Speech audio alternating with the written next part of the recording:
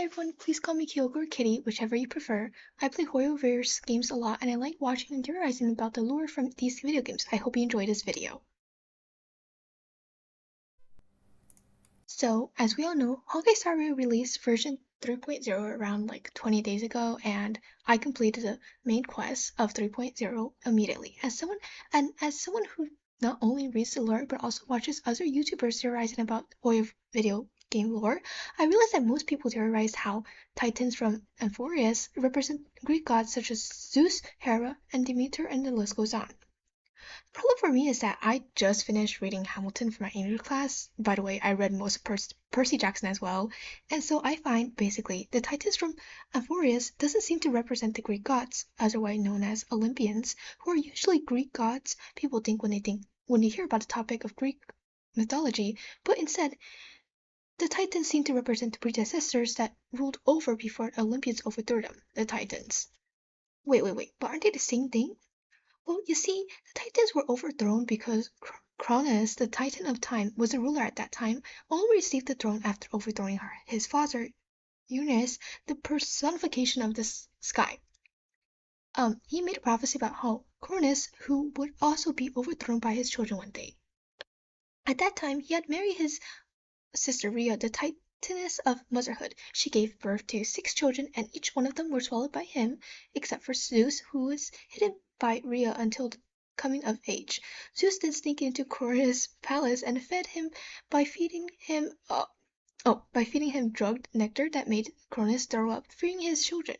The Titan War, or also known as Titanomachy, was a 10-year war between the Titans and the Olympians. The Titans were defeated and most of them were imprisoned in the deepest part of the underworld, and only a few that supported the Olympians were free, but that's it. In summary, the Titans are the Olympians' parents.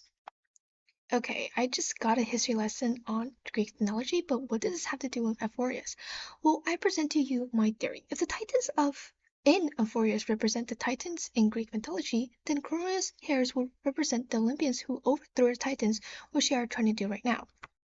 A few clues towards this that is the fact that Phaon had told us that the ancient god of Amphorius, once worshipped by humanity, they now stand as their foes.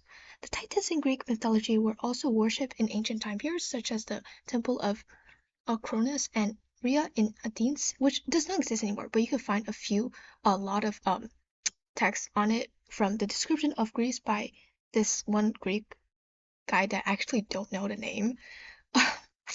Another clue is the fact that there are 12 Titans in Amphorius, and they were the only gods there, although we don't know if they were related or not. But in Greek mythology, originally there were only 12 Titans, as well, who are all siblings to one another due to being children of Uranus and Gaia. The list of Titans only increased later on as children of the original 12 Titans. Both Titans of Amphorius and Greek mythology share that there are only 12 of them, as well as the fact that they come from the same divinity as of 3.0. Olympians do not share this fact because they consist of Zeus, Poseidon, Demeter, Hera, who are siblings, but also Zeus's children, Athena, Ares, Apollo, Artemis, Hermes, Aphoria, who is written to have been either the child of Zeus or the child of Uranus, and Hephaestus, who is said to be only birthed by Hera, Zeus's wife. Sorry, oh my god, I'm so sorry. Sometimes people also include Hades and Hersta, who are also Zeus's siblings, and as well as Dionysus, who is the only Olympian that's born as a demigod. This is different from Amphorius because it is known fact that Apollo, Artemis, and Hermes are born from Zeus and different known Titanesses, while Athena is said to be birthed by Zeus' mind after eating his first wife, who was a Titaness as well. In Amphorius, there are no known sources of their birth, as they are responsible of the creation of the first heavens, earth, world, and the calendar, which counters Olympians because they're not known as the first gods. Then we also have our adorable Tribby, who sings a ballad for us to explain Amphorius to us, where she sings, "Happiness abound in this lush land by gods chosen. Giants raise their glass and toast, beheld by the 12 constellations." The giants in this line this line represents the Titans. In Greek mythology, the giants were a race of um divinities that were also being birthed by Ernest and Gia. However, they were often confused to be Titans who were a completely different race, and later writers just wrote them to be one race, further proving my point that Titans from Amphoreus are not the Olympians people are saying they are. Last one I'm saying is stating is the prophecy itself. Prophecy states that flow, clothed blood, flow, converge to a boiling river that flows to the heroic heirs of this world. You will hear the sounds of the ocean abyss reverberating through the storm. You will see outlanders from faraway realms visiting under the veil of gloom, until the journey's end, where the titans of old had all fallen and a nameless new king ascends the throne alongside countless heroes to embark on the grand mission of deliverance. I gaze towards the distant future, where the sun shall etch the footprints of humanity. The children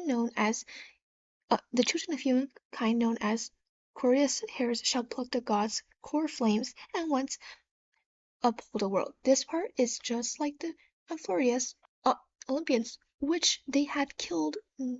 Well, not killed specifically, but imprisoned almost all of the Titans except for a few that um, stayed only just because of they supported Olympians. And lastly, we could see a few stories about the Titans from the Greek mythology that can be found in the Titans of Amphorius, where the world-bearing Titan reminds me of Atlantis. Atlantis, a Titan that fought against Olympians and was punished as to carry the sky on his shoulder. The Earth Titan, Glorious, I think, sorry, I'm really bad at names, reminds me of Gia, who is a personification of Earth, because both have a physical manifestation of the world. Last Titan I'll be talking about is the Sky Titan Aquila, who is very similar to Ernest, the personification of sky, as Aquila will be punishing anyone who dares to overcome the sky. Ernest hated his offspring so much due to the feeling of overpower that they will overthrow his rule. So he not only he forced some of his offsprings back into Gia's body, which is the underground, but also changed some of the offerings he's found hideous to the underworld. Of course, this is a little bit of a stretch, but do you see the connection here? Wearers did change and add on to the Titans, but you can see parts where the Greek Titans and the Forest Titans share in common. If this is all true, then what would be the fates of the chorus hairs? Many people believe that because the characters look like the characters from Honkai's Impact Third. I, for one, have never played Honkai Impact Third, by the way, so I actually don't know how the story go. But I have a feeling for sure most of the characters will probably die the ways of the Greek heroes, as they are only demigods and not fully immortal. And that is my take for version 3.0 lore on Titans and courses here relationship to Greek mythology. More will be added when the new update. Thank you guys so much for watching this video for this long. I know this was a really shady take, and this is my first time ever doing a lore video on any games, so thank you so much for yapping me for such a long time. Why do I sound like so weird? It's because I'm doing this at like 3 a.m. I just had like a bunch of tests, and you're like, hey, why are you doing this so late? I had a ton of tests this week and last week and last week when I was supposed to record this. But thank you guys so much. I'll definitely remake this video.